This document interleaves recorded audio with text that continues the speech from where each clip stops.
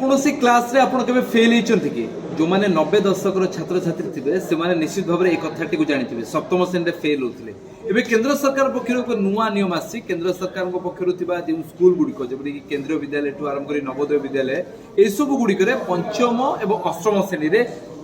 पिला माने फेल हे पारे अर्थात आपण जदि कम मार्क करंती जे मार्क रे आपण पास बा हार रहिछि ताठु कम आनिले आपण को फेल करा जिवो और आपको 2 मास समय मिले से 2 मास भितर आपको पुणी थे री एक्जामिनेशन आप देवे जदि आप पास हो जाते परवर्ती श्रेणी को जी नचेत आप श्रेणी रही किंतु स्कूल रु पिला बाहर करा जिते थर फेल होते से थर देवे पास है जाए तो एभली व्यवस्था होगा द्वारा छात्र छात्री भितर गठनात्मक उन्नति घटव और दशम और द्वादश श्रेणी जो समय पढ़े से भितर पाठ पढ़ा को लेकिन अत्यंत सीरीयसनेस जो थाए गंभीरता थाए ताहा सामना आसो एथपाई केंद्र सरकार पक्षर एभली व्यवस्था करा जाइछि। आपनक मतामत कौन या मो सहित शेयर करेंगे।